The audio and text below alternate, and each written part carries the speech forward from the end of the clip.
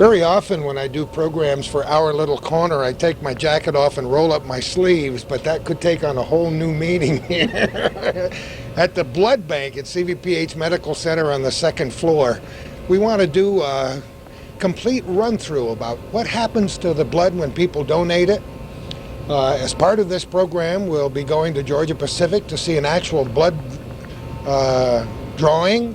We'll get to see smiles on people's faces, hopefully, when the needle won't hurt too much at all. And we'll find out what happens when there is a shortage of blood and what they do about it here at CVPH Medical Center. First of all, my dear friend, Chris Blake, for so many years here at CVPH Medical Center in the Public Affairs Department, formerly of the radio business. In our past lives, right, Chris? Yeah, long time ago, Gordy. Long time ago. Yep, sure. And we watch her with her baby walking around Morrisonville because we're almost neighbors out there at our end of town. How are you, Chris? I'm great, Gordy. How are you? I'm wonderful. We're recording this program just a few days before Thanksgiving in 2000, and I'm tuned. And oh, yeah, we're tuned. Always tuned and ready. How long have you been here? I have been here 11 years. Come on. I've been here 11 years. Yeah. Time flies when you're having fun. Oh, my goodness. That's hard to believe. And how old is your baby now? My baby is not a baby anymore. Maggie is 3. Oh, so my goodness. She's ruling the roost, and we're looking forward to the holiday season and getting ready for Santa Claus. And it's a great time of year. Oh, it's great. It's always great to be here because we meet new people and see things happen. And believe me, at this time of year and just about any other time of year, things are always bustling here at CVPH Medical Center. Oh, yeah, this is a hopping place. People are working their tails off. Like everybody else in America, we are suffering from nursing shortages, and we're doing our best to kind of meet the needs of the public and kind of preserve our staff as well. So we're up for some challenges this holiday season. I think it's important for us to bring our cameras and microphones inside CVPH Medical Center frequently so we can let our viewing audience know that this is their hospital. This is their medical center. It's not something that's an entity that's set apart only to be used in case of emergency. It's something they should become familiar with because it's such an important part of our community, right? Yeah, I couldn't agree with you more. It is a very special place. We're not an island. We look for community input. We get it. And for that, we're very thankful. The people here, their friends and neighbors, they work hard to do the right thing for their friends and neighbors. I mean, it is a group effort, a team effort to provide the best health care for this community that we can. Not to mention the fact that CVPH Medical Center employs a lot of people from this area. We're probably up to about 1,750 now. Think about We're that. lots of, and we have a new child psych unit opening, so there'll be even more folks coming on board. The community needs these services, and to do a good job, you have to have good staff. And we're lucky that we do have such a great staff. And we have a good pool of people to pull on when times get tough. That's great. Well, times are tough, and we're going to do our best to ease the pain here today at CVPH Medical Center and the Blood Bank. I know you want to make an introduction so we can begin our tour. Speaking of good people, I want to introduce Steve Langevin, who is the Blood Bank supervisor. And I'll let him take away the show. All right, let me sneak behind you, and I'll do it. Steve, how are you? Hi, Gordy. I'm pleased to meet you. Nice to meet you. A little bit of snow on the ground just before Thanksgiving 2000. It adds to the holiday season. Ho, ho, ho. Ho, ho, ho. How long have you been here, Steve? I've been here about 8.5 years, Gordy. Has the blood bank always been here since you've been here? It's been in its original place since I've been here, yes. I'm not sure years ago where, I think it was upstairs. I think it was too, as I remember. On like 7th or 8th floor, is that right, Chris? I think a long time ago. I was, as all of our viewers know by now, if there's one who doesn't, I'll tell them, I was on the radio around here for a long time. And down through the years, every now and again, somebody would call from CVPH saying, Gordy, we got a big problem over here. We need blood. And we would go on the air and make that appeal, and not too very long after we made that appeal, somebody would call and say, stop, We've got so many people down here, we don't know what to do. But it's nice when the community does respond when you ask them to, Steve. It is amazing. We had a blood crunch in August this year, and we did put out an appeal. And you're right, we got overrun with donors. Our staff was hard pressed to collect the amount of units that we needed with what staff we have, because when we have a lot of donors, our staff doesn't increase, so they're just worked harder. But it worked out very well.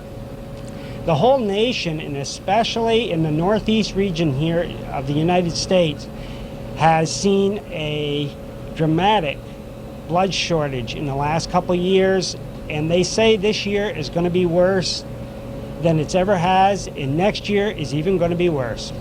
Oh boy, that's what we need, is wonderful forecast. That's like saying it's going to be the worst winter in history. Oh gosh. But I think here at CVPH we're lucky. As Chris says, we're a community-oriented blood bank. We're not part of the Red Cross or the American Blood Centers. And to that end, all the blood that is collected in this area stays in the 3-county area that we supply here. And because of that, I think there's a feeling that you're helping your neighbor. And it is definitely a blood program where neighbor helps neighbor. Because every one of us at some point is going to be in the hospital. And although 90% of us are going to need blood, only about 7% actually give blood. You know, it is amazing, but you do manage to tune the people in the North Country when you say you have a need. As many of our viewers know, I work at the probation department as a victims advocate, helping victims of crime. And I know that the government employees are very good about giving blood, because when it's time for a blood drive, everybody's going knocking on everybody's door. Are you going over? Are you going down? Are you going out? Today is the day. So I know this community does respond pretty well. Yes, it does. And you're right about the government employees. At one point, we depended very heavily on the airbase. We used to go there monthly and collect couple hundred units of blood. And that, you know, with what we subsequent from the Red Cross in Albany, was our blood supply. But as the Red Cross has gotten larger, Albany doesn't even collect blood anymore. So it's gone from Syracuse, and now if we want a unit of blood, it comes from the near Rochester, West Henrietta, New York. Oh, no kidding. So that's quite a cab ride if you need blood in a hurry. So to make up for that, we've tried to get more of our local sponsors, our schools, the companies in the area to support the blood program, and they have responded very, very well to this challenge. And each year, it seems like our blood program gets a few more units than the year before. So we're very indebted to our donors. How much can you store? Well, we can store as much as we collect, up to the capacity of our refrigerators, which has never been a problem. I didn't think so. The problem lies in that once you've collected a unit of blood, it's only good for 47 days. Oh, see, and I came here for an education, and I always get one. 47 days. So once we collected it, once that needle comes out of the arm, we have 47 days to get rid of that unit of blood. Okay. Now, for you personally, before we start talking specifically about what happens here, why did you take this job? Does it just happen on a given day? You were at the right place at the right time, or what? That's an interesting question, because I was working in a blood bank in Syracuse at Community General Hospital, and I really wasn't looking to change jobs. But my wife is from this area, talking about the Morrisonville area. She's from the Morrisonville-Schuyler Falls area. And I live just across the lake in Vermont. That's where my parents live. So we were drawn to this area, and when this job came open, I had worked at the Red Cross. I had some experience, with the blood system, and I thought this was a good opportunity for me. And little did I know at that time that once I got into this job, that this was a fully licensed FDA blood bank, which means we can do a lot with the blood that we collect. We can ship it across state lines. We can help subsequent other hospitals, which we have in the area. And this has been a godsend for us, because if you collect the blood and it outdates, you're wasting a very, very valuable resource. Yeah. So with the system we have set up, that includes Glens Falls Hospital occasionally, Elizabethtown Hospital, Adirondack Medical Center, and Alice Hyde Medical Center, we're able to distribute the blood in a manner that we have very, very few units that actually expire and need to be thrown out.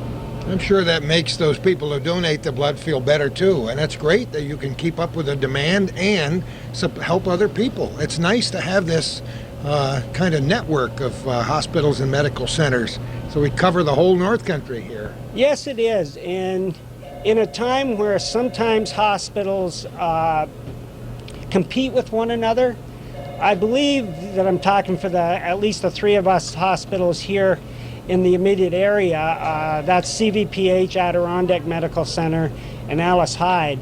We have a very good working relationship, whereas if one hospital has needs, the other two will chip in and meet those needs. So the blood supply, the way we're able to rotate the blood in and out of the different hospitals, serves all three of us hospitals very well. How many people have you got working here in the blood bank? Here in the blood bank, in the testing lab, we have 4 individuals. 2 medical technologists now and 2 medical technicians. And I can tell you they all work very, very diligently and hard. And they're all very patient-minded. And I think that's good, because we have the total program here. We collect the blood. It's our blood. And we test it, and it goes to our patients. So we're very possessive of that resource. We're not getting a unit from the Red Cross. We're getting it from our own system. And I think we work very hard to make sure that it's the safest transfusion for our patients that we can provide.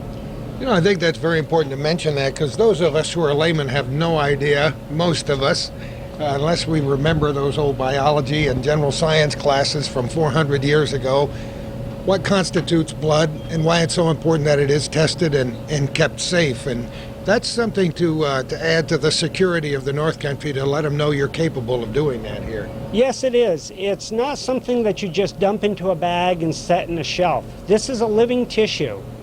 And we have to have, besides a preservative, we have to have something that's going to keep the blood in a liquid form, because normally if blood just comes out, it will clot. So we need a preservative plus an anticoagulant to keep this blood in a liquid state, and to feed these cells to keep the oxygen content up to where it needs to be, so that when it is transfused to the patient, that those cells will survive and do the patient good. What kinds of things do you look for when you're testing blood? Well, actually it starts with the donor interview. We ask very pointed questions, very high-risk questions sometimes, and that helps make the blood safe. And then beyond that, we do very extensive testing for hepatitis viruses, B, C, and A, or B and C. We test for HIV virus, which is the AIDS virus, and we test for a virus called HTLV, which is a leukemia virus, a very rare leukemia virus. Besides that, we check for syphilis, and we test the blood for antibodies. So we're pretty sure when you're putting out a pint of blood that it's the right blood, not only is it the right type, but it has the right stuff in it, right? I feel very comfortable that the blood that we give out from this blood bank is probably the safest that we can provide. And that's because it's coming from people in this area. And this northern area up here in the Adirondacks is probably one of the safest places you can draw blood from in the U.S. I haven't given blood in a long time, but I plan to if I'm eligible. And there are people with questions out there. Once again, before we begin to look around here, let's talk a little bit about that. When I was a young kid, maybe 8 or 9 years old, I had what was then called yellow jaundice. For a long time, I was told that I couldn't give blood. But somebody told me through the grapevine that I might be able to give blood now. Is that true? That is true. Years and years ago, yellow jaundice or hepatitis under the age of 12 was considered, possibility of hepatitis, and you could not give. The FDA's current thinking on this is most childhood jaundices or hepatitis is either due to hepatitis A, which is we see more in the food handling and isn't really transmitted through blood, or yellow jaundice, which could mean a hepatitis, but in childhood, at birth, and in the early ages probably also means hepatitis A, which we're not as concerned about. See, I told you I was going to learn something today. Maybe I'll have to roll up my sleeve before we're through. Well, let's begin. Explain to us in any way you like what happens in this room and what happens in the process of gathering the blood and saving it and then using it.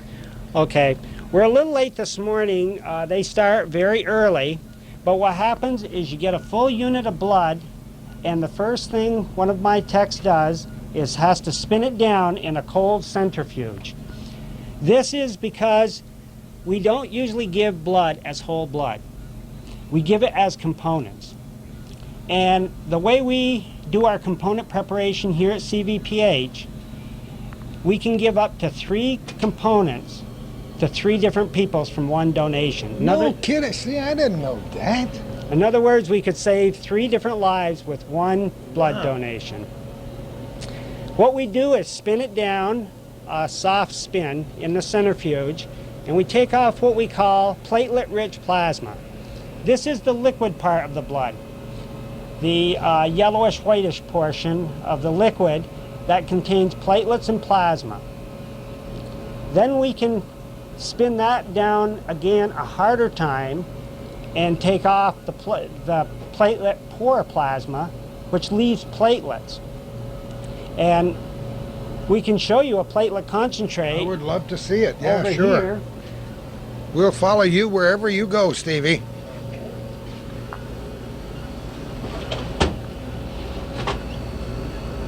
The ubiquitous rubber gloves, right? Got it when you're handling this. Yep. It's small, so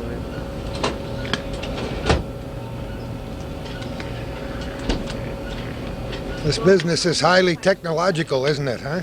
it's very technological, and the techs that train in here are very, very highly trained techs that know their job very well before they start functioning in this atmosphere. This is a platelet rotator in which, after we make a platelet concentrate, which is when you cut yourself and you bleed, it's the platelet that congregates at the opening of the cut and stops the bleeding. Ah. These are very concentrated. This is a platelet concentrate from one donor, and it has it's very concentrated in platelets all the way through. Once we spin down and make this platelet concentrate, it has only 5 days shelf life. So we have to continually make these platelets so that we have them available for our patients. Okay. Yep. All right. Now it takes, to get a therapeutic dose of platelets, it takes 6 platelets that we have to pool just before transfusion for one therapeutic dose. So you can imagine we have to keep making platelets almost daily so that we have platelets available for our patients. They're heavily used in our oncology department, where our patients undergo chemotherapy, and besides the chemotherapy killing cancer cells, it targets very young red cells and platelets. So usually red cells and platelets we constantly give to these oncology patients to keep their blood counts up while they're undergoing chemotherapy.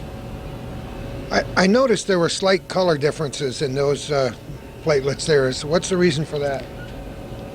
They're not clear as plasma would be if you spun it down hard, because those are the little platelets. They're very small, but there's literally millions of them in there. And they give it kind of an opalescence color, Yes. something like that. And that's good, because if it's clear, that means we didn't do our job and there's no platelets in there. Oh, we want to make sure that's right. And those look good. These look good. All right, what's next? Okay. Once we've made the platelets, then what we have is the liquid, your clear liquid plasma left over. Now, what we want to do with that is, after the donation, within 8 hours of donation, we want to spin it down, make our platelet, and get it on the rotator so that it can easily rotate throughout its shelf life. And the plasma, we want to get into the freezer within 8 hours so that it's frozen. And the plasma, if we put it into the freezer within 8 hours, it's called fresh frozen plasma. This has the coagulation factors that, with the platelets, will keep our system, us, from bleeding out if we have a major bleed.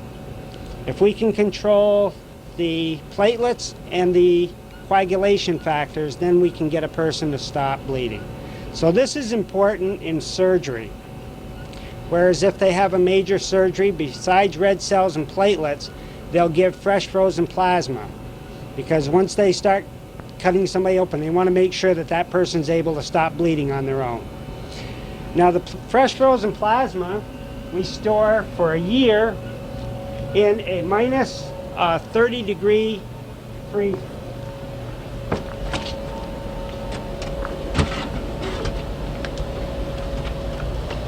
The units are frozen, and of course we can't transfuse them frozen, but they're frozen, and these are good for a year. So this is a product that we only make once in a while, once or twice a week, and we keep our inventory up. And it's a little easier to keep fresh frozen plasma inventories than it is red cells or platelets. Once a patient needs the plasma, what we do is we take it out, and we have a specialized microwave. It's right behind us here. And I don't know if you can see in there, we have metal discs that we would put the frozen plasma into, and whoops, if I get it in right. And once the plasma's in here, we would put it on one of these heat sensors, because these are specialized microwaves. It's not like your home microwave. Plasma has to be heated in a very controlled temperature. If we get it too warm, it'll coagulate like an egg when you're frying it, that white part. And once that's done, then the plasma is not good to transfuse to a person. So this is a state-of-the-art microwave that has heat sensors, so that when it's thawed within like 18 to 24 degrees, which is about room temperature, then it will cut off and signal for us that it is ready to be used. It's amazing. When I say technology, we aren't kidding. I don't know how they did it before the microwave was invented. You know, I've been in this field many years now, and when we started, we were very with pipettes and things you would see in chemistry labs doing tests. Over the years, I am amazed at some of the technology that we'll probably see across the way, the testing technology, and you look at one of these machines and it costs more than our house. You know, these are $200,000, $300,000 machines that do the testing. And it just amazes me how many of these we have just in this laboratory. Thank goodness we don't have to pay for every pint of blood we get either, huh? Yes, that brings up a good point, and that's hard for, I think, people who get blood to understand, because they see quite a cost on their bill for blood. And you can imagine why. And I get calls saying, you know, you tell me the blood's free. What is this? You know, I got this bill of $150 on, you know, per unit. And what it is free. We draw blood here at CVPH only from volunteer donors. I think that's a very important part of the program to keep the safety factor in. And all we charge for is what it costs us to test the blood, to process it, and to keep it stored in our refrigerators and freezers. All right, nonprofit organization, right? We're a nonprofit organization, and in that we try to keep the cost of blood as low as possible. It's amazing to me that it costs the patients as little as it does, considering all it takes from beginning to end. It is amazing to me. It's a one type resource. We do a lot of testing in the lab and we draw blood, but it is amazing that we can take a living tissue and manipulate it like we do and come up with a product that goes into a patient and is as safe as it is. It's truly amazing to me. All right, what's the next move? What do we have down here? Well, this here is called salvage plasma. If the plasma that we do not get to put in the freezer within 8 hours, we make into what we call salvage plasma. There are uses for this. We sell this to a plasma broker, and this plasma might end up in reagents, testing reagents, or diagnostic kits. Oh. So there's even a use for the plasma that we don't get into the freezer within 8 hours. Nothing is wasted. Every part is out of here somehow. Okay, Now, what else haven't we covered This here? behind us, Let me just turn around here so Calvin can get a look at it. Go ahead. this is a very interesting process. This is a new process that we've only been doing for the last 3-4 months. What it does is once we get the red cells, what we're doing is putting it through a filter into another bag. And what this filter does is it takes out 99.99% of the white cells. So the product that is transfused is virtually white cell free. Now, why do we take out the white cells, you ask? Yes, I did. The white cells can cause problems in transfusions, especially to our patients that are oncology patients or patients that get multiple transfusions. Even into some of the surgical patients, we found that if you take out the white cells, they recover much better, and it's like getting their own unit of blood back, which is a process we call autologous blood, where donors are also the patients, and they can donate their own blood before surgery and get it back either in surgery or shortly afterwards. But with this technique, this comes as close to that process as possible. You're still not 100% safe with it. I saw a figure now that only like 1 in 1,000,000 units of blood will transmit disease with all the testing and what we do to blood now with this leukodepletion technique. That's very interesting. What's next? Okay, once she gets done, our component tech gets done filtering this blood, and she's only got 30 minutes to get it up there, get it either filtered or in the refrigerator to filter. We have little hooks in the refrigerator that some of them filter slower than others. And if it's a slower process, those go into the refrigerator.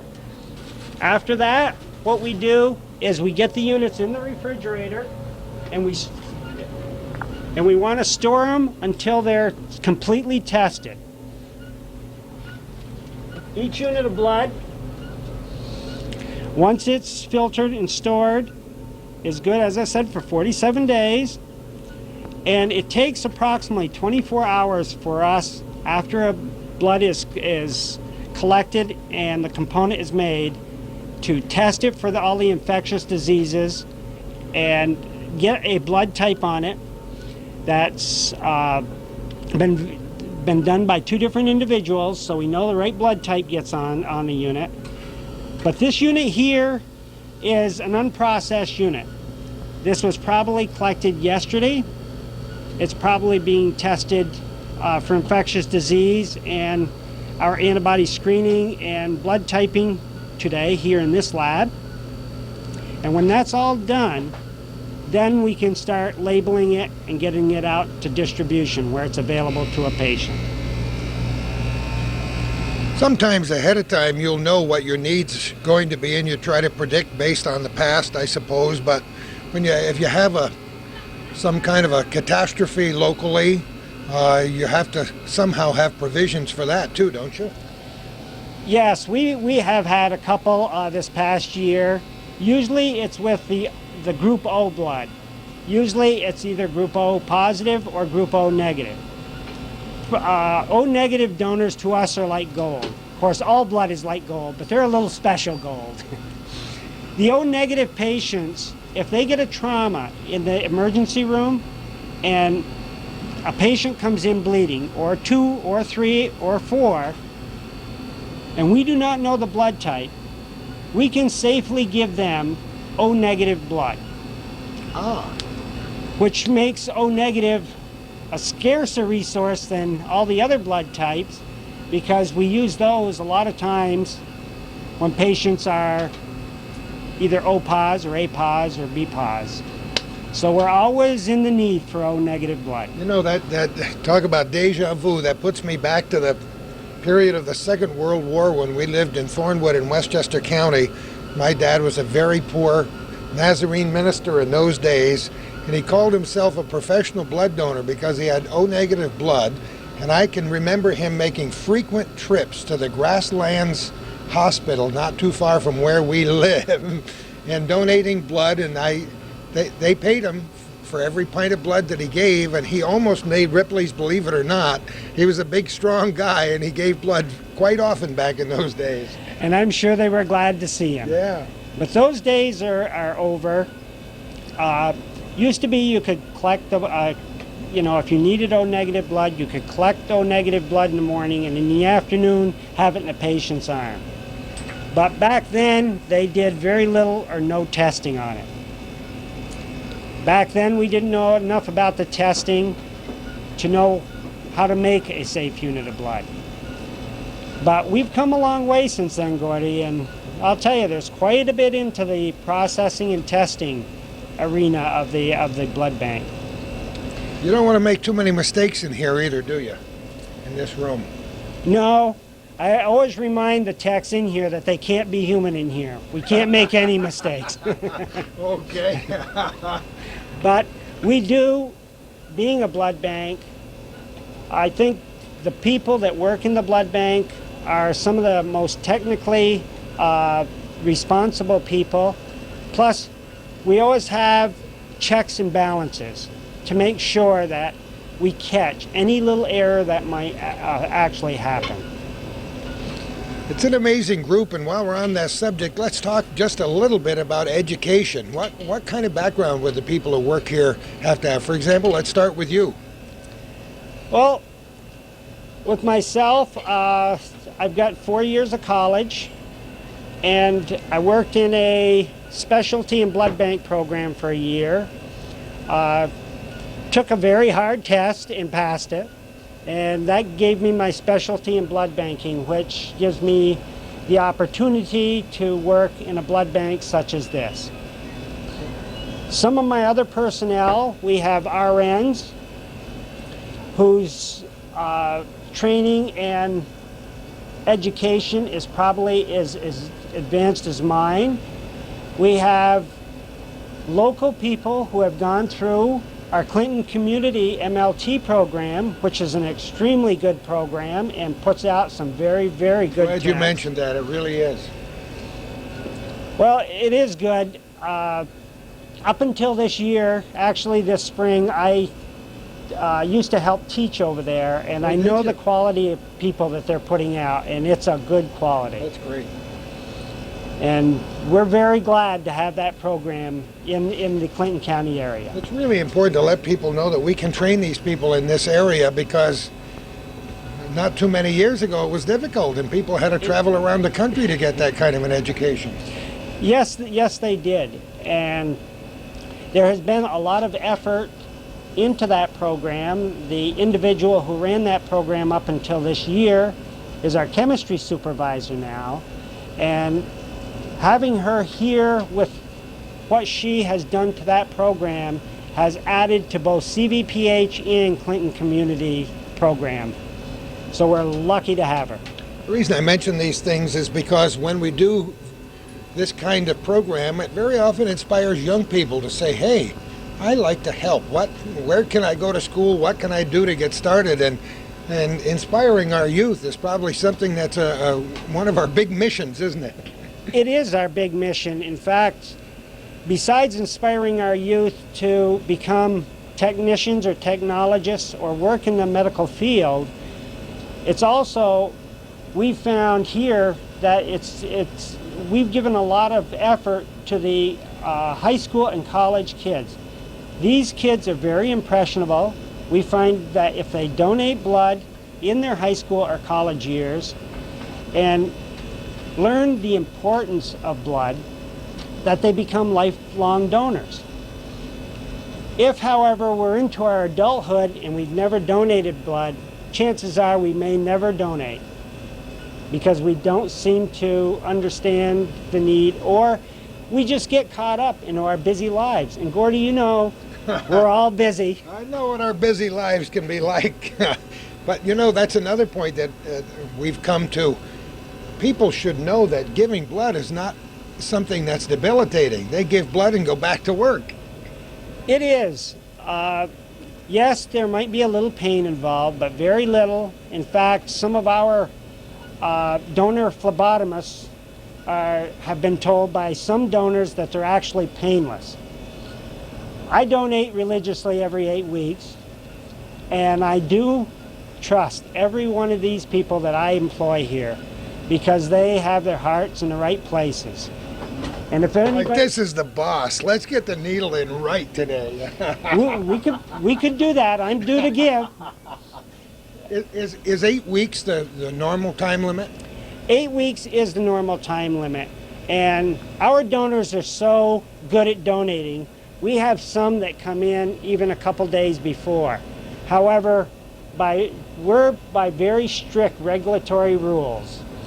We're under the American Association of Blood Banks and the Food and Drug Administration rules. And to that end, we cannot accept a donor any oftener than 8 weeks, every 8 weeks.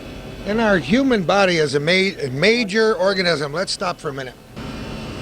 You know, I was started to say that the human body is an amazing organism, and it has a wonderful capacity to replace the blood that you take out of it. So it doesn't take very long to get going again. That's why we can get up from that chair or table and go back to work. It is. Our bodies probably replace that whole blood volume within a couple days. Isn't that amazing? There's actually new literature out to show that blood donation, especially in males, can be a very good thing. Actually healthy. actually healthy. It decreases our iron stores so that some individuals who are borderline for hemochromatosis, which is where iron deposits in the tissues and becomes toxic, by donating once every 8 weeks, they can get rid of that iron store and become a healthier individual. And reading medical history and looking at the old pictures of bloodletting, and it's interesting to study how far we've come, isn't it? Very interesting. As I said before, I taught over at Clinton Community immunohematology, which is the blood banking course. And to do that, I had to go back in history to give history. And as many years as I was in blood banking, some of the things that I read about, you just shake your head. It was just trial and error. We're glad we're here now, and as you said, talk about education. It's a continuing process. I'm sure you have to learn new things all the time. I do. I just went to a American Association of Blood Banks annual meeting in Washington, D.C. this 2 weeks ago now, and the things that are coming out are just amazing. They're becoming very close to artificial blood. And although I remember in 1982, oh, I got to go back a ways here, Gordy. Okay. When I was in the Boston area at the Red Cross, they said they were close to getting artificial blood.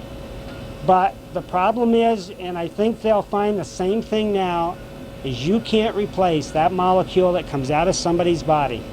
They can't find a molecule that can grab onto oxygen, hold it, and then when it's at the tissues, freely give it up to the tissues to use. It's an amazing molecule, that hemoglobin molecule. I guess we'll thank our creator for that. He put together something that's pretty fantastic, didn't he? He did, and we're thankful to him. You got that right. All right. I know you've got other things to do and another appointment coming up soon. Well, who else can we talk to? Well, April Casper over here is an MLT. She's worked in blood bank very extensively. And actually, she became a chemistry tech, and we borrowed her back for the day because we were low on techs. And I do want to mention she has a new haircut, everybody. Yeah, we'll make sure we get that you have to hone in on. We'll do it. So, April? Let's talk to her. And Steve, I know you have to go. Thanks so much for being with us today. Thanks for your long-time dedication to the blood bank here. And for our people who have any questions, can they get a hold of you? They can call our blood donor center at 562-7406 anytime, and we will answer questions. But Gordy, the thanks doesn't go to me. It goes to our blood donors. They're the real heroes in this scenario. Wonderful group of folks, huh? They are a wonderful group of folks to work with. Have a great day and a great life, Steve. Thank you, Gordy. All right. Let's talk to April. I know she's ready. I'll sneak in behind you. How are you? Good, how are you? Thanks for being with us today, and it's a lovely hairdo. Why, thank you. Tell us a little bit about what you do, April. I process blood donors. I also work over in chemistry, which is now my new position, but I'm helping out here during the day because we're kind of busy and short help right now. So I'm doing cross matches for people up on the floors, patients, inpatients, and outpatients who have surgeries scheduled. So I'm always interested in why this as a profession. Where did the spark first come from? How long ago was that? it was about probably 6-7 years ago. A girlfriend was in the program already, and she told me about it, and it sounded interesting. So I just thought, well, I'd try it, and I took a few classes, and I enjoyed it. So I figured I'd just keep going, and here I am. It's hard work, but it's very satisfying. It is, it is. I enjoy the work. It's always something different. I'm always doing something different, so it never gets boring. Are you from this area? Yes, I'm originally from Plattsburgh. Moved away for a little while, but came back to the Adirondacks. And where did you go to school? I went to locally, just Plattsburgh High School, Clinton Community, and Plattsburgh State. Took some courses there. But I haven't finished up on my 4-year degree yet. I'm still working towards that. That's great. Well, thank you so much for talking with us today. Sure, thank you. We watched her work all day, but now we just moved in close. She was saying, I hope the cameras will shut off and move out. Who are you? I'm Laura. Laura, we're delighted to have you invite us here today. What? Oh, Levine? Yes, Where are you from? Plattsburgh. I live in Metamora, but my in-laws live in Plattsburgh. You're good friends with my in-laws. Oh, of course. Now I know who you are. How long have you been here, Laura? I've been at the hospital for 2 years. I've been in this position for 6 months. And tell me a little bit about what you do here. I do the leukocyte reduction, which takes the white cells out of the blood. Most of them, not all of them, but I do that process, and I do donor phlebotomy. And I help out on the floors with they need help too. How many pints of blood would you say they use here on a week or a month? Do you have any clue? I meant to ask Steve. A lot. I know there's always a need, and we want to stress that because we're never quite sure when this program will be aired on local television. We're recording it a couple of days before Thanksgiving in the year 2000, but it's liable to be aired anytime in the future when there is a need for blood donations, and we want to let people know that it's a very critical need. As Steve said, many adults have never given blood. It's only a very small percentage of the population that gives, and thank goodness they give regularly once they start. If we can increase that up to 8 or 10%, we'd be in pretty good shape, Oh, right? definitely. We always need it. Yep. That's great. Okay. Thanks so much for having us here today. Have a great day. You too, thank you. See you later. It's amazing. Every day it dawns on me how dumb I am in terms of what's going on in the world. I try so hard to learn by reading, by watching other people, and by visiting places like CVPH Medical Center. There is so much happening within these walls, and not just within these walls, because our campus has extended little tentacles all around the North Country. So CVPH Medical Center has a lot of locations these days, and it's a real busy place. Yeah, we are very busy, and we have grown. You know, that was a customer kind of a customer request, actually. Folks wanted services that were easier to get to. You know, there's that mentality that if I'm not actually going to the hospital, I can't be all that sick. So, so we set up CVPH Health Plaza, which is almost drive-through X-rays and blood taking. A truly amazing place. We watched it being built. Yeah, it is. It is. It is incredible. Yeah, the M-Surge Center, H.K. Friedman Renal Center, and of course the Women's Imaging Center. All of those places really focus on the customer's needs, their convenience, and of course high-quality care. We've done the same thing over at the Bayside Wellness Center. So we're a busy place, and working here is a humbling place. Like you said, every time you think you know it all you have to do is kind of walk up a floor, and all of a sudden you've learned 100 new things or realized how much you really don't know. So it's a neat place. It's such an important business to be in because we're saving lives every day, and these are our friends and neighbors. So it behooves our viewers today to pay attention to what they're seeing on television and to tell their friends about it. And maybe we can start a whole new thing about blood giving in the future. What we plan to do, Chris, as part of this program is to actually view a blood drawing at Georgia Pacific. And we're quite sure we're going there in the next few days, and we hope to make it a part of this program. And even if not, we'll go somewhere. If we have to roll up Calvin's sleeve and my sleeve and do it right here. Well, I was going to say, Gordy, maybe this could be your re-entry into the blood giving world. Is at GP on the 5th. No doubt that'll happen at some point in time. The little guinea pig, we'll call that segment. It could be a first-person account. Yeah, I would like that idea. I'm not at all anxious about the prospect, and I enjoy meeting all the people here, as always, to let our friends and neighbors know that they are your friends and neighbors. They're employed here because it's a very important part of our community. Chris, as always, thanks for your friendship. Hug that little girl. No, I will, all the time. Have a wonderful season, and we'll no doubt see you again real soon. I hope so, Gordy. Thanks for coming. It's amazing. Electronic are amazing. Television is just an amazing thing. One day we're at CVPH Medical Center and it's not snowing. as we looked out the window. And all of a sudden today we come down to Georgia Pacific Mill on the north end of Plattsburgh, and boy, it's coming down outside. And I want our audience to know that this day is really December 5th. As we approach the Christmas season, I didn't say ho, ho, ho when I saw those big flakes coming down on my car as I pulled into the parking lot today, but I guess we have to expect it. And here you are again. It's almost like you didn't even have lunch yet. I probably haven't. How are you, Gordy? I'm just absolutely terrific today. In case our viewers are coming in late, and for those people who are sitting around here waiting to give blood or who already have, we laid the groundwork in the first half of this program by talking for about 50 minutes or more in the blood center at the CVPH Medical Center. And Calvin and I were talking before the program today how much we learned. It's just, I ought to get a college degree in your business just based on what you told us. There's a lot to it. The blood program has grown over the last few years and has gotten pretty complicated with the federal requirements and state requirements that are put upon us now. So it's a big business. There is a blood donor center right there at CVPH Medical Center, and people can give blood right there. Or we have tubes and have receptacles, and will travel. And you're on the road today, right here at Georgia Pacific. But you've been here before.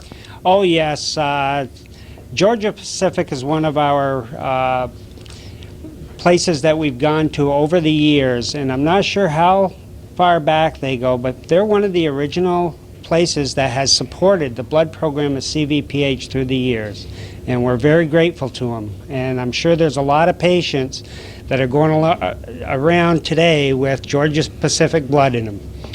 How about that, huh? That's a pretty good legacy for the people who walk out of here and give a pint of blood. You told me before, and I had forgotten, that it's about 8 weeks between the time you can donate and the time you can come back again, right? Yes, you can donate blood every 8 weeks or up to 5 times a year. And a lot of people do.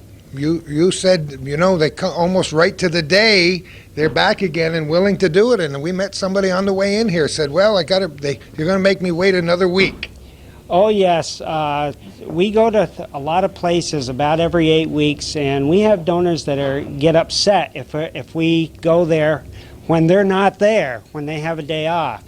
And at the blood center, we have people that come to the day every 8 weeks to donate 5 times a year, and they keep track of how many donations they have, so they know exactly how many they've given us. We're down in the bottom of the building. I hope somebody leads us out of here, otherwise they're going to find my bones in the spring, because I made a few left and right turns to get down the stairs.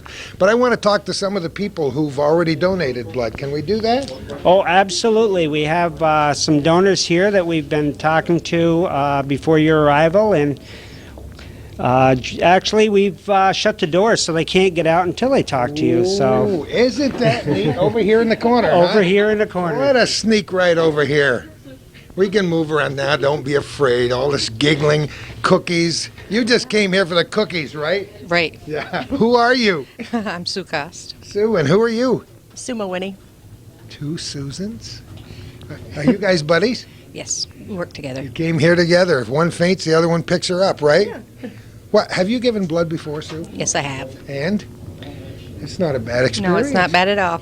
Doesn't hurt at all. But you didn't look any different than the last time I saw her. They do a really good job. Which was about 30 seconds ago. So you have lots of times, or? Yes. I'm working on my 5th gallon now. 5th gallon?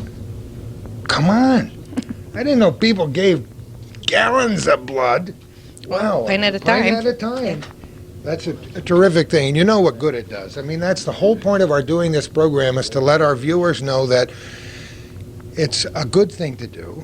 Yes, and it's it not is. like they have to carry you out on a stretcher. The human body, as we've learned before, has the ability to recover so quickly. And so do you, every time they come here, you do it? Or? Yes, and if I miss a time here when my 8 weeks is up, I go to the CVPH. Do you really? Yes, to the Blood Donor Center. It's probably you're a better person for many reasons because of that. And other Sue, How are you? I'm fine. Your voice almost left you for a minute. This is not a big deal. Being on this little television show is not a big deal. I just wanted to say thank you for coming here today. Where do you live? Morse Forks. Morse Forks. Oh, I bet you they'll really have some snow on the ground in Morse Forks. We have a little. Oh, you did? You probably got a head start on the season. Well, I hope so. I That's like it. very close to the North Pole, isn't it, Morse Forks? For those people watching in other counties, it's quite a ways. How long does it take you to get to work every day? About a half hour. Is it? Not bad. No. Never, ever broke the speed limit in her life. So tell me about this blood deal with you. Have you been giving as long as the other Sue has? Yeah, probably. I don't know if I'm up to 5 gallons or not, but I try to make it down every time. It's painless, and you get cookies, so it works out well. See, the cookies are a big incentive for me. Cookies and juice, you know. I'll do almost anything. Pull her shirt up, please. No. Oh, okay. I almost dropped this microphone because this is a family show, Cal. Wait. Oh, wait a minute. That's very Yeah, nice. it's an added bonus for today. Oh, T-shirts. Everybody's getting Yes, we have 5 different type T-shirts, 3 of which we have here today. And through December, anyone who donates blood for the blood center is going to get a free T-shirt. Isn't that terrific? What a great idea. Your family members will probably try to scarf that up when you get home, too, Sue, right? Probably. It's very important that you never do everything that Calvin tells you to do, either. I didn't ask you where you live, Sue. I live right here in Oh, Plattsburgh. you do, so it doesn't take you very long to No, get to work. no, not at all. But I think you ought to get the sympathy vote when you go home tonight and have somebody cook supper for you. Okay. Just say, oh, I'm so weak, I can't I'll have work it." on it. Thank you so much for coming by today and for giving blood. You're great people. How long have you guys worked here? I've been here for 16 years. Holy mackerel. And you? A little over 21. Let me see, 21 and 16. Wow. You know, that's an amazing thing about here in the North Country. If you go to a place you like to work at, you stay for a long time. As most of our viewers know, I stayed at a little radio station here for almost 36 years. And then life goes on. But people do tend to stay with jobs. This guy's been around since, when did you start at CVPH? I came here to CVPH in 1992, so a little over 8 years. This guy knows how the blood is made and how it flows through your veins. Thank you so much. Susans? I could write a Christmas song about Susan got run over. No, that's been done before. Again, thanks. Have a great day. We'll do carrot T-shirt. We have so many successful donors. Now, look at this. Put it on. Oh, isn't that beautiful? Those are really, really nice T-shirts. It's almost worth it, huh? Just to give a pint of blood to get a T-shirt. That's pretty neat. Right over the Band-Aid. The only time you'll be wearing it. Yeah, isn't Right. that Before they cool? remove it at home. Donated. He's got his earplugs and his glasses, safety glasses, and that's all right. That's very nice. Very nice reindeer. Wildrose Graphics. CVPH blood. And there's the number right there, folks. Right near the belly button. 562-7406. That's a number that people should dial every once in a while. Yes, that goes right into the donor room, and if they have any questions about their donation, like some donors will call if they're on a specific drug or medication that they want to know if they're acceptable for donation, or if they have questions about donating, they can call the center and they can get those answered by the personnel at the donor center. That's a great idea. Now, who are you? Jimmy Stewart. Jimmy Stewart. Jimmy Stewart? Jimmy Stewart. He doesn't look like that guy on TV, on the movies, does he, Calvin, huh? How many people have kidded you about that name in your lifetime? But I was named after him. Oh, you were, really? Yes. I have a son named Kirk who was named after Kirk Douglas. Nobody cared about that either. No kidding, your parents We're Jimmy Stewart fans. Yes. Are you the first Jimmy Stewart in your family? Were there others? Is your dad's name Jim? No? No. Just chose that one, huh? Just chose that one. That's terrific. Jim, where do you live? Military Turnpike. Not far from here. Not far from as here. far as Like Moore's New Forks, York, right? no. So is this your first day for giving blood, or have you done that? No, I've given about 3 gallons so far. That's truly amazing. 3 gallons of blood. I was going to say maybe they just put the needle in and let it go till he said, okay, I'm tired now. Never more than a pint at a time, though, right? Never more than a pint at a time. And it's been that way for years. Oh, for years and years. That regulation hasn't changed. You're only allowed to give 1 pint every 8 weeks. Yeah, well, that makes perfect sense to me. Jimmy, what do you do here at the mill? I'm a converting adjuster. I work on the machines out in converting, try to maintain them, keep them running.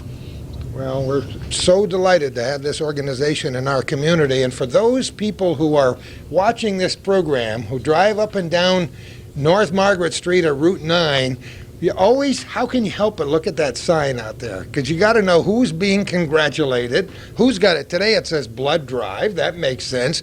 But it's those messages are famous everywhere. I've had people email me messages from Alaska saying, do they still do that on the sign out in front of Georgia Pacific? And I say, yes, they do. That's I don't know what year that started.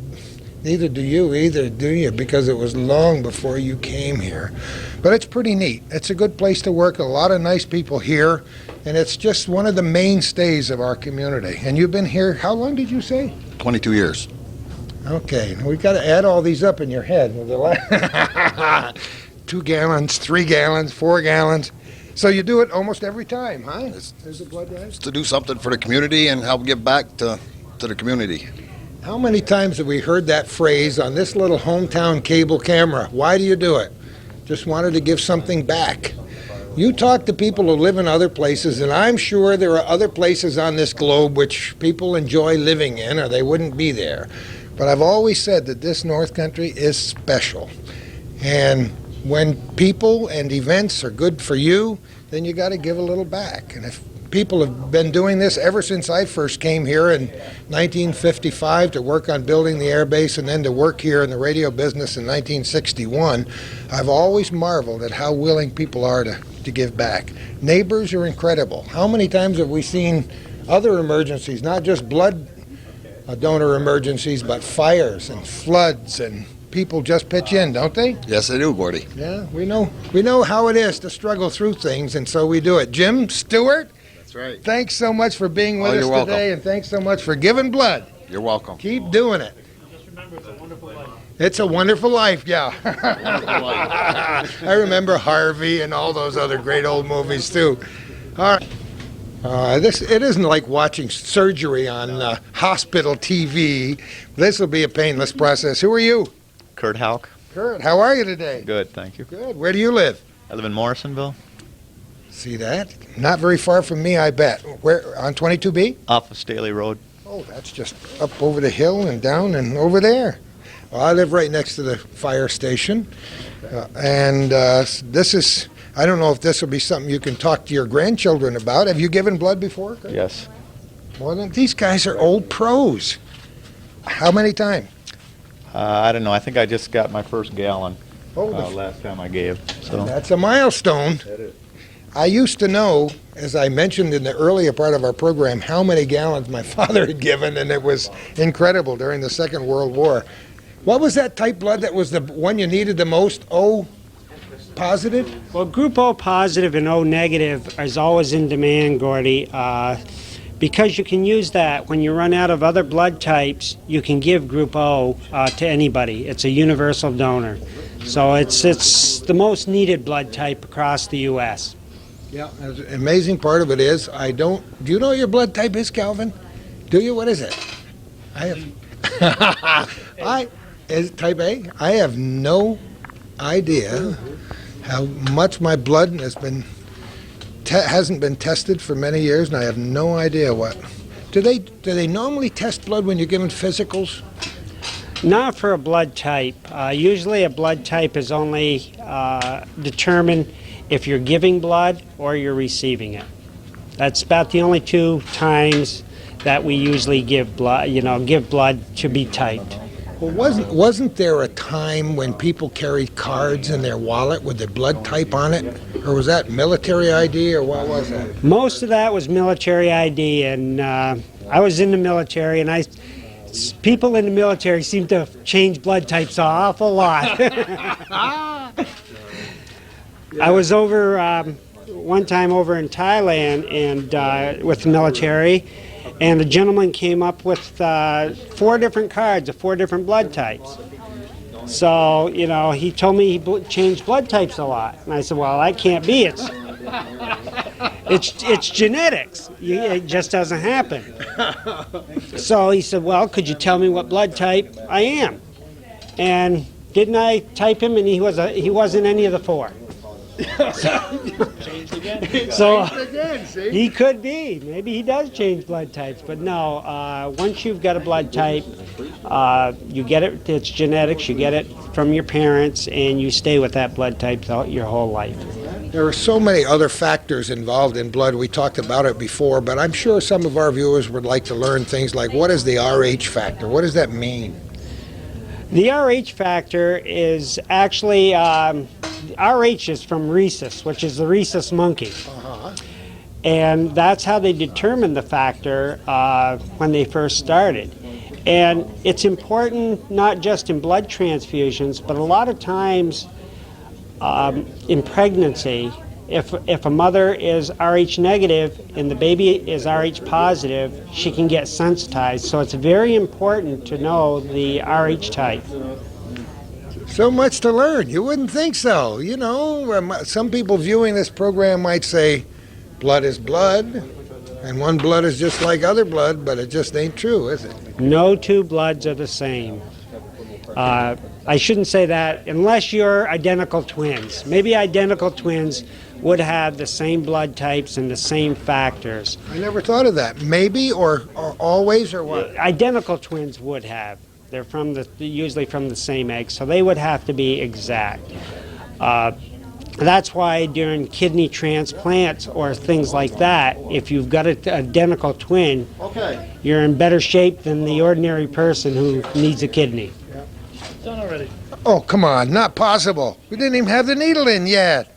I missed it all. I think he's going. It's going a little slow. He's just going to get the. I see. Okay. So, Sometimes is it sometimes more difficult to find veins, and does it take a lot of experience to get the needle in right? Yes, it is. Some people just have small veins. Besides having small veins, some people have veins that what they call rolling veins.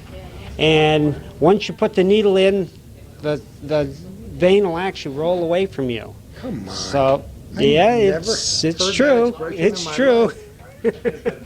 And what the phlebotomists will do is they try to hold the vein down so that they can get a better access to it. Again, it's part of the genetics. Some people have good veins, some people have small and rolling veins. So, does that have anything to do with age? Is it more difficult as people grow older to find the vein, or is that? Well, I think as people age, I don't think it's harder because in young people, we sometimes have just as difficult a time to find a vein as in older people. I think it's just the individual. Once again, to allay the fears that people might have, I hope you found that we've even have some humor in this room today, and we've had a good time with it. We've seen the fun T-shirts, but it's really a relatively painless process, and it is really a good thing to do, to give blood. I mean, you guys would have trouble surviving up there if people didn't do what these people are doing here today. We depend on the generosity of the community here in the North Country for our blood supply, and they do not usually let us down. We usually keep a fairly good supply of blood. Usually where we have problems is during the summer months, where people are on vacation, schools are out, so that the number of blood drives is smaller. And usually the number of units obtained from a blood drive is usually a little smaller. So in the summertime is our hardest crunch on blood. The next one is during the Christmas season, just because of the holidays, and we can't go and collect blood on. Nobody wants to give during the on Christmas Day, I'm sure. But there are emergencies and there are operations performed every day, so it's very important that people think about giving as much as they possibly can, because you never can predict how much you're going to need on a given day or a given week. This is true, and especially during the winter months, Gordy. You've been around long enough. You know that the Northway is a treacherous place to travel during any time of the year, but especially when it's wet and got a little snow on it. We get most of our traumas between December and March every year. Really? That need a lot of blood, yes. Great old North Country driving, huh? Great old North Country driving, yes. It's tougher in the beginning of the season, like we're taping this on the 5th day of December in 2000, and you never know, there might be a little slick roads. That's why I told that lady to drive carefully on her way to Moore's Forks, and Jimmy Stewart on his way back to the Turnpike, because you just don't know this time of year, and it's so important that people take care of their neighbors. This donating blood is such a magnanimous thing for a person to do. It's like, taking money out of your wallet and giving it to somebody for Christmas, because this is a present that you're giving. It is a good present to give somebody else. The gift of life, I don't think there is any other present that can that you can equilibrate that with. It's just the generosity from the heart. It's one of those things, and if you talk to donors long enough, you know that they get a personal satisfaction from giving a unit of blood and knowing that they've saved a life somewhere along the line. Couldn't you tell the gals, the two Sues that we interviewed, they were proud to have given several gallons of blood. It's amazing to me because I've given blood over the years pretty regularly, and I'm not up to the 5 or 6 gallons yet that they are. So that is a lot of blood. They've had to do that over several years to get up over the 5-gallon mark, and it amazes me. I wouldn't be surprised. I don't know if anybody keeps records as to how many employees at Georgia Pacific have given blood over the years, but it's a pretty regular group, because some of these people have worked here 21, 22 years, you can see. Well, of course, before 1992, we were completely on paper. Since 1992 and the computer, we probably could come up with a figure of the amount of donations that Georgia Pacific has over the last 8 years. Well, these people are all members of this general community, and they know what it's like Jimmy Stewart from Treadwell's Mills. You ask them why they do it, they want to give back to the community. These people know, and they've all probably had a family member who needed a pint of blood at one time or another, We all are going to have family members that need blood. That is going to happen. As I get older, I realize more and more, the need for blood. My father has been in the hospital several times, and he has needed blood. So the need is there, and I'm always thankful to look on the shelves when one of my family members is in the hospital and see it, a good supply of blood. Now tell us the process. When somebody comes in to give blood, they go to different stations to give information, is that it? Well, what we do first is we have them fill out paperwork and answer a health history form that has pointed questions on different factors, such as history of hepatitis or different places they might have traveled, to see if they're eligible for blood.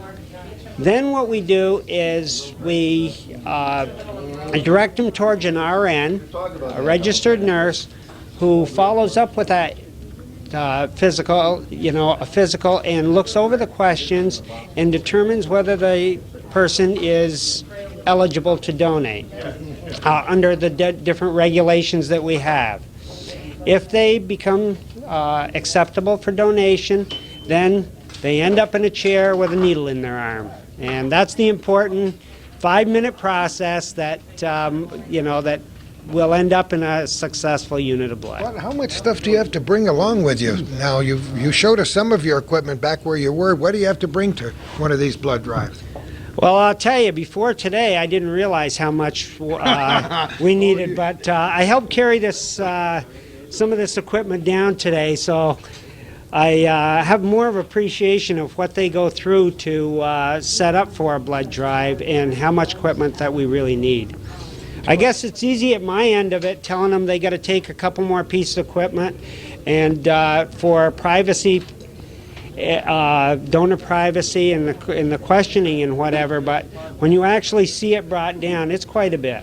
Now, do you have to pack it in dry ice or something to bring it back, or how does that work? Well, the blood is actually either put on ice or kept at room temperature, depending on what we're going to do with the blood at the other end. Coming back to me.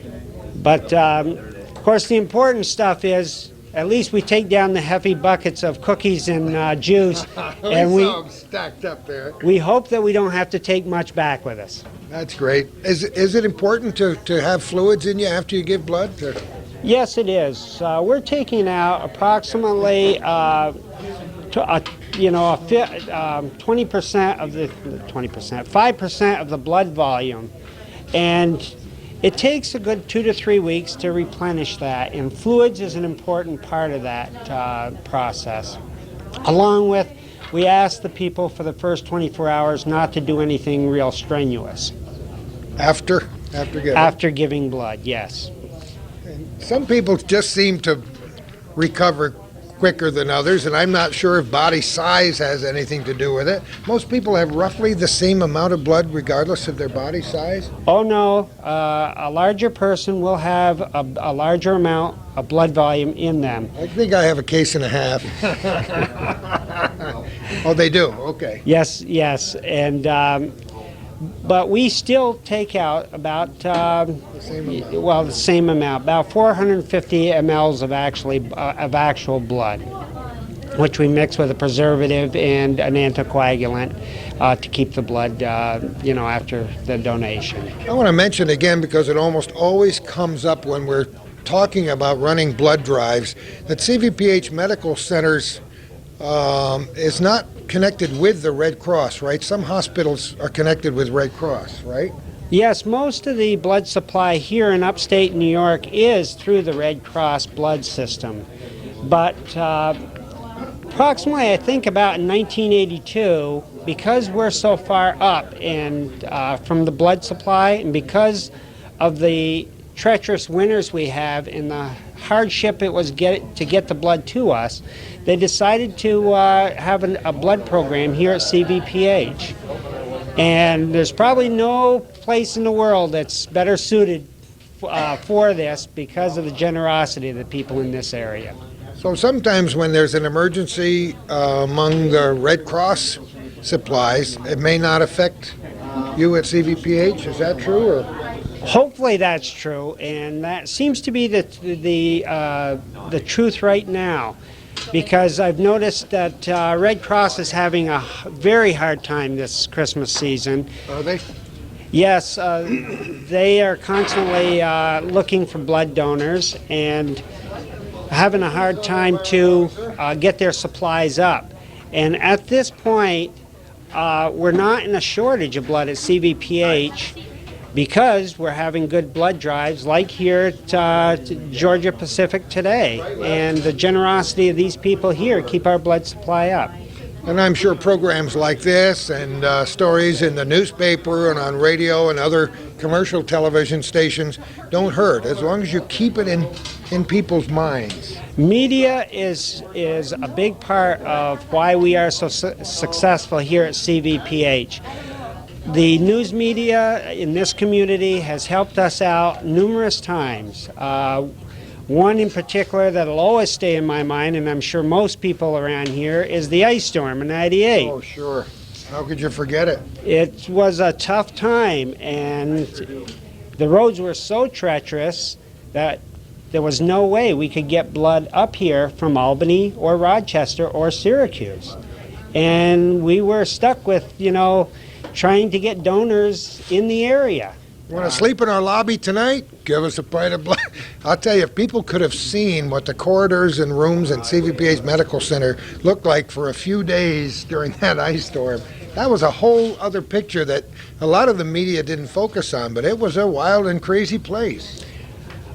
Yes, the employees at CVPH, I couldn't get over the dedication that they had to their jobs. Some people stayed there for days and worked not only on patients coming in, but helped feeding some of the people in the area that could not, that didn't have any way to feed themselves because of the electrical outage. One good thing about a hospital is that we do have emergency power, and it put us to the test, and it showed that CVPH was well prepared for that emergency. That's amazing, because we have taken pictures and talked to people who work on those big generators that they have. That's an amazing power plant that CVPH has, but when you stop to think about it, you'd be in very rough shape if that thing didn't crank up. Yes, we would, and there are other hospitals in the area that did have problems with their generator, and they had to ship patients out to other facilities until they could get, their generators back up. And I think CVPH takes quite a bit of pride in their emergency services, and every once in a while we go through a dry run of disaster services through our emergency room so that we are prepared for things like the ice storm, and it very well came in handy in '98. You don't like to be caught hands down without the facilities and the training and the people in case of emergencies, and we don't like to say that we're going to have them, but it's hard to get through life without having one crisis or another, and it just seems that we've had one or another here over the years with floods and ice storms and fires, and I guess I haven't really remember any pestilence, but we've had a lot of bad things happen, and it is nice to know that you have people trained, not only the professionals in the CVPH Medical Center, but among the volunteers in these ambulance squads and fire departments. The training, I like to promote them every now and again, because the training these people in fire departments and advanced EMTs have now is incredible compared to the old days when they grabbed a bunker and boots and jumped on the ambulance and went to a wreck or a fire. And they just threw a body on an ambulance and got it back here. Yes, it is.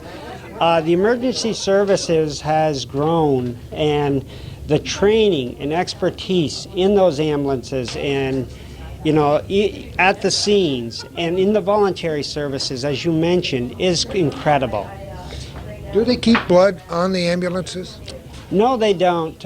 Because it has to be refrigerated, we do not keep blood on the ambulance, but I know that there is a lot of research out there, and has been for years, trying to find a blood substitute that can be, thrown in a jar and can be kept at room temperature, that can be put in an ambulance and give oxygen until at least they get to the emergency room. That's something you and I just touched on briefly before when we were up in your donor center there. They've been close to some pretty good substitutes. I don't know how close we are to the magical, ubiquitous, that can be used anytime, any place, though. Well, when I was in Boston in 1982, they told me they were a year or two away. And a year or two away. We didn't quite make it. About a month ago, I saw another article in a paper saying we're a year or two away. So at least we hope it'll happen in our lifetime or the next decade anyway, right? I do believe that it is getting close, but one thing is for sure, they will never be a substitute for human blood.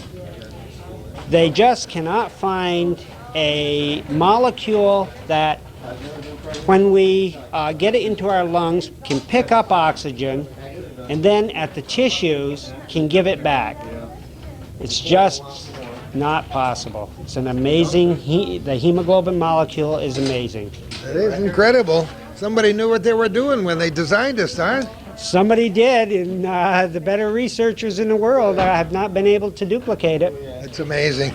They do intravenous, though. I mean, the advanced life support people and the technicians on ambulances do put fluids in people, don't they, on the way to the hospital sometimes? Yes, they'll put saline solutions, and they have oxygen that they can give them through tubes or whatever to keep them, until they get to the emergency room. As long as they're not, if they can stop or control the bleeding, so that not over 20% of their blood volume is lost, they've got a good chance once they get into the emergency room. So that would be, what, about 4 pints? Or Probably about 4 to 5 pints, I would say. And, a fast loss of that much blood, I think, gets into a critical state. Well, thank goodness we have these trained people with all these good ambulance services around, and trained people, the staff at CVPH Medical Center.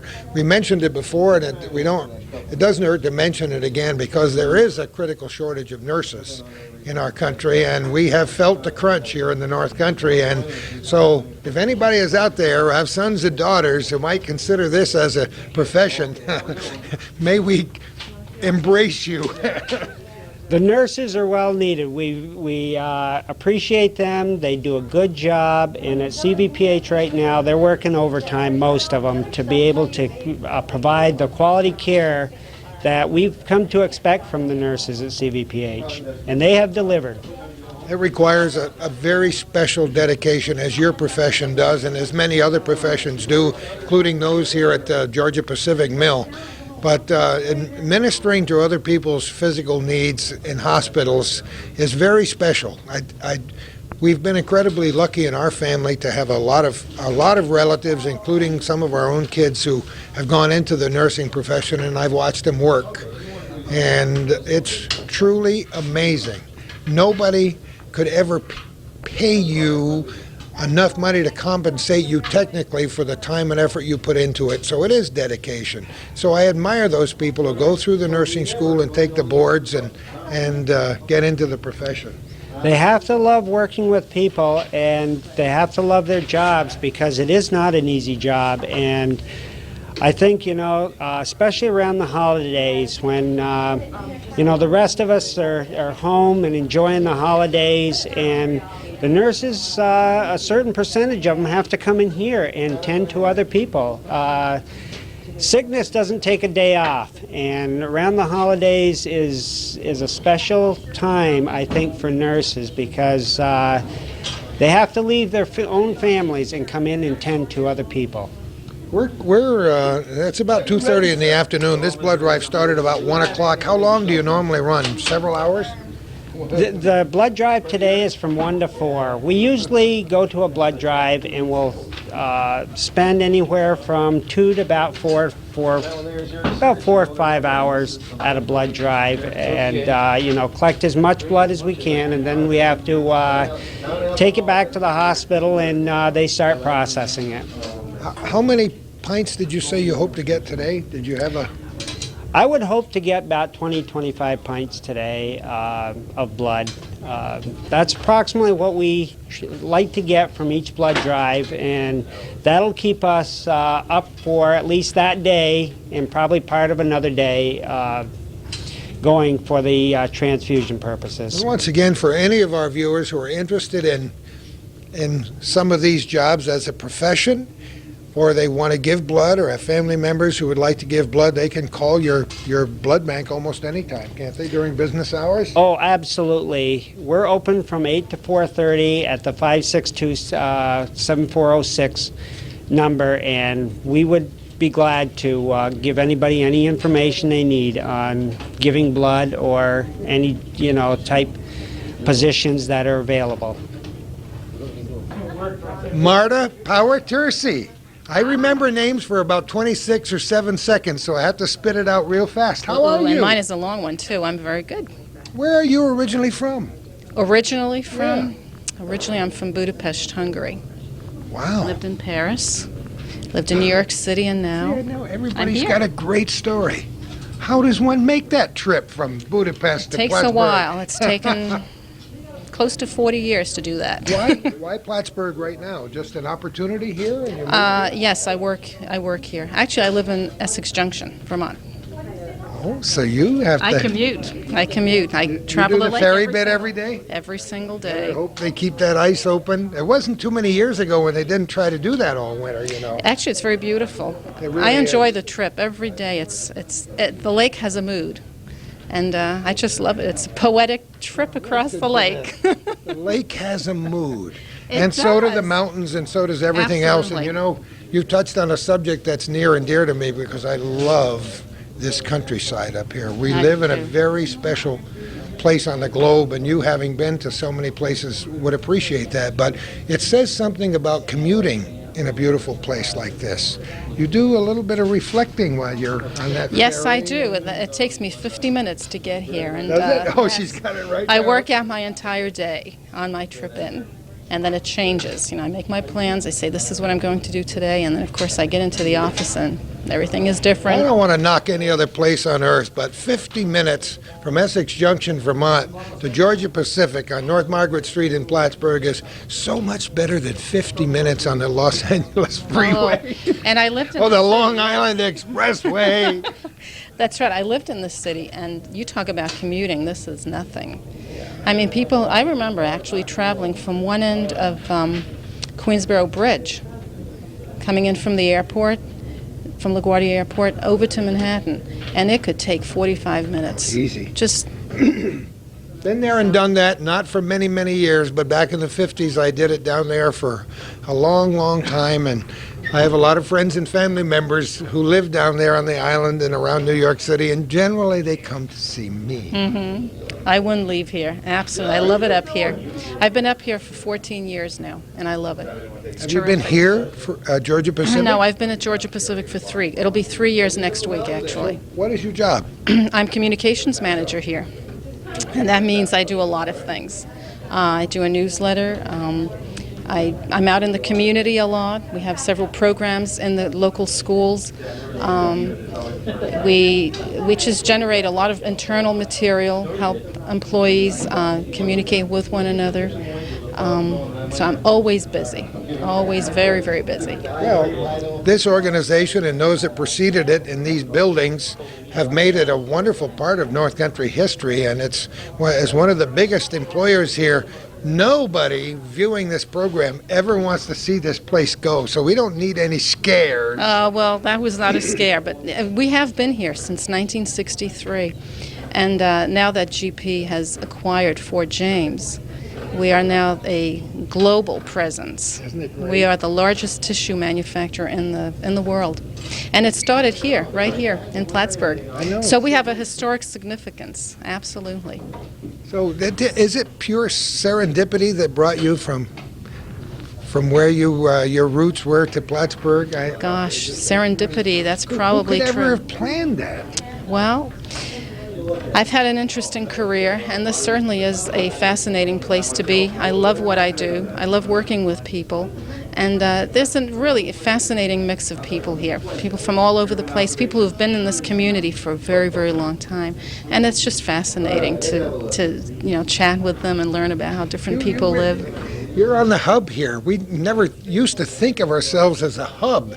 But when you consider it's an hour and 15 minutes or an hour and a half to Montreal and 5 hours to New York City, and the beautiful Green Mountain state of Vermont is just right across that ferry ride, Lake Placid and Saranac Lake an hour away in the other direction, you pretty much found...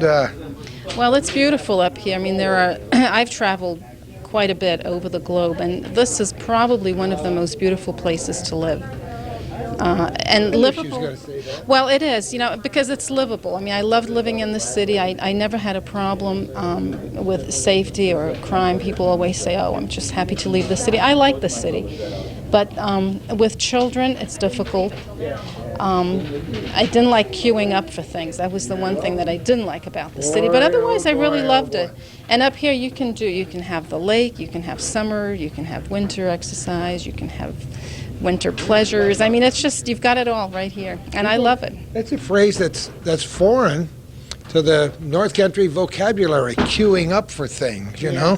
If you have to wait an extra 30 seconds at a traffic light, you're moaning and groaning on the way home.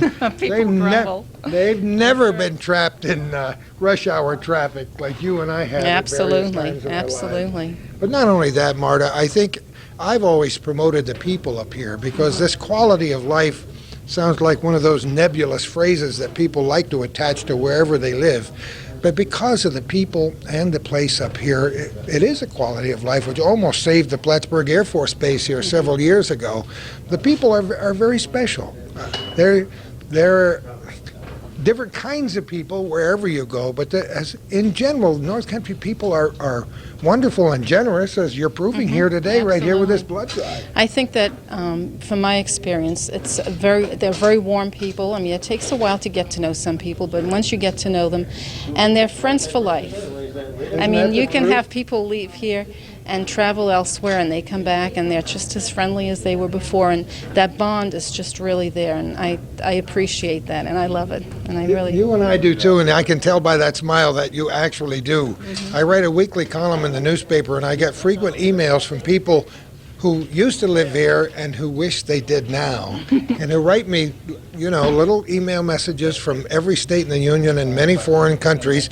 They may have been stationed here for 5 years, and they invariably say those were the best years of my life.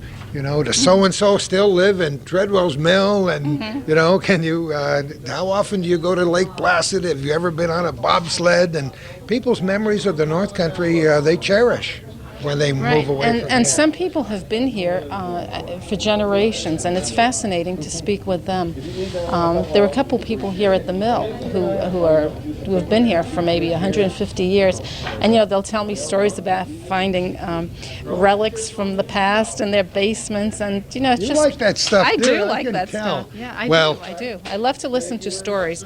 You know, I think that's I specialize in writing, but I like an oral tradition, and it's just always fun to listen to people tell their life story and their family story, and I think that's what creates the tight bond that people have up here. I think you and I should get to know each other a lot better. You have so many of the same interests. I do find the people here fascinating, and it pleases me. I was talking with a young woman in Potsdam on the phone today, and the same people have lived in the same house, generation after generation, for 125 years. And no wonder they find artifacts. And that's amazing, and I probably appreciate that more because I have traveled so much and have been displaced so many times. As a child, I remember moving from place to place.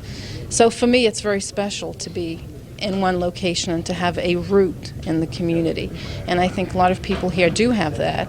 And I think most of them appreciate it if they're aware of how important that is. Because I don't have it, so I appreciate it a little bit more, I think. But so I just love it up here. I really do. It's great to travel, to go around the world and seek your fortune, but boy, is it always great. And we've said that before. We talk about the Adirondack beauty coming up the Northway when they put those signs up many years before you came here, America's most scenic highway. I never cease to be impressed when I go to visit somewhere or go on vacation and come up that Northway and just look on both sides and say, wow. It's magnificent, isn't it? I know. Wow. We do that too. We were just coming back from a trip with my children, and we drove in. We just got off the thruway in Albany, and then we took some side streets up because we got lost. But that's okay. Getting lost is fine because there's always, talk about serendipity. You always find something beautiful. And suddenly there was this sigh. And my youngest daughter said, she's 14, and she said, "Oh, I'm always so happy to be back here in the North Country." And it was the mouths of babes, right? Yes, it was great. But you think teenagers, they're not usually aware of that sort of thing. And then we talked about how important it was to be up here and what we liked about being up here, and the people here. I mean, this is terrific that we've had for the past, I think it's almost 20 years that we've been doing this. Yeah, we weren't sure when we first came here, but I know it's one of the most long-standing organizations to give blood on a regular basis, and I think we've proved it here today. proved a lot of things. We met some really charming, wonderful North Country people, and you, who love to be transplanted here, and lots of people who are just the salt of the earth that make an area like this crank on and on and on. And we are the envy of many other places on the globe.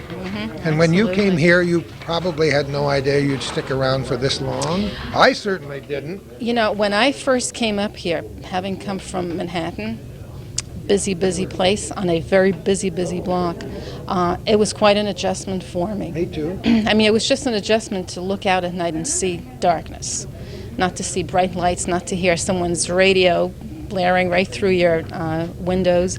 So it was an adjustment for me, and I think it took about a year, actually, to feel comfortable with the peace and the tranquility and all the wonderful things here, because to me, peace and comfort was just all the noise of the city, because that's what one gets accustomed to. But now I love it so much, and I go back, and my mother lives in town, so we go back frequently, and I'm always so happy to be back. It's really true. You know, I'm like you are. When I was down at the city, I thought it was the most exciting place. And I used to, you know, when I was in college, I would get in my car at 2 o'clock in the morning and just drive into the city and watch people and walk around and do things. And it took you only a year. Maybe I was just a slow adjuster, but it took me about 2 years to adjust to the pace of this area. Being in the radio business for all those years, it was kind of frenetic. But even at its wildest, it was not even close to the pace of the city. I mean, people walk slower. In the city, if you don't walk fast, you're going to get trampled. Absolutely. You get pushed. You actually get pushed. And your personal space is always a lot tighter than it is up here. Whole different ball game. When you mentioned look out and see it dark, it just titillated me, because we don't think about that. If we want to go out, if I want to stand in my porch when I let the dogs out before I go to bed and look at the Big Dipper and look at the various other constellations, I can do that fine, because I'm in the country in Morrisonville. You try that on Fifth Avenue or Broadway sometime. That's right. Well, you know, you want to see the sky, let alone what's in it. When we first moved up here, we were in a house, and we lived in Stowe at the time, and just at the top of a mountain. Too shabby either, you know. Well, it was completely isolated from anything else, and it was really scary. So, having come from 66th Street on the east side, I thought, this is just insane. I mean, you have to be able to see outdoors. I flicked all the lights on, every single light on. I think from up above you could see that one little spot down there. We were just uncomfortable with not having all that noise and all that, just all that noise out there. And it was a comfort zone, and it took a while for me to feel comfortable, flick the lights off at night and actually enjoy the serenity. You're going to get a philosophy lesson here today, but believe me, as the older I get, the more I appreciate solitude. And I do too. Darkness, quiet. Of course, with 3 teenage children, solitude is not something I'm familiar with. 3, how old are they? I have a 14-year-old, a 16-year-old, and one who is almost 18. Oh, boy. 3 girls. So there's never a quiet moment in our house. Absolutely not. Usually there are 3 stereos blasting all at the same time. If you ever want to know what it's like, just call my wife and she'll tell you what it's like with 10 boys and 3 girls. And ask whether she'd rather raise teenage boys or teenage girls. I don't know about boys, but my girls are pretty good. They fight over the usual things, but otherwise pretty good. I've been very lucky, very At lucky. age 14, they're seeing the kind of beauty that you and I recognize. I guess you've done something. I hope so. I hope so. Who would ever dream that we'd stand here and have this kind of a 20-minute discussion? Marta, what a pleasure it is to meet you today. Thank you for being here and allowing us to share a little time with you. Thank you very much. We didn't take up too much of your space. Calvin takes up about half as much as I do. So how we doing, my dear friend? Pretty good. Looks like it's slowing down a little bit, but we still got a couple donors to go through the process here that we're in the middle of. So it's been great. It's been a wonderful experience. I want to thank all those people who are viewing this. Can we watch a little bit of this process? What is it? Certainly. What packaging has to be done now? What they're doing now is they have to, because we have anticoagulant in the blood bag, They have to strip the tubing towards the blood bag to make sure that everything is very uniform and that it's anticoagulated. And then they making what we call pigtails. They're little segments. And those are put up with a rubber band, and those are the actual segments that at the transfusion service will use to cross-match against a particular patient to see if the blood is compatible to that patient. It's amazing what technology has done for us, huh? It is very much amazing what technology has done for us. And then they'll either put them in one container on ice or keep them at room temperature, depending if they're going to make platelets out of the product or not. Yeah. We got that whole thing back in the background. People should record this off television, watch it over and over again, say, now students.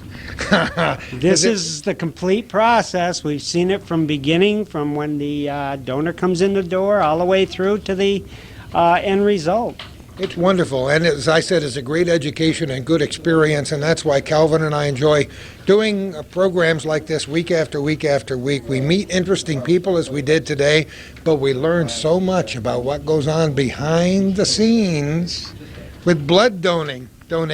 Oh, I'm sure there is a lot to do with donating, and I'm sure everything that you see in other facilities also, there's a lot that the public isn't aware of that happens from when you donate to when you get the blood to a patient.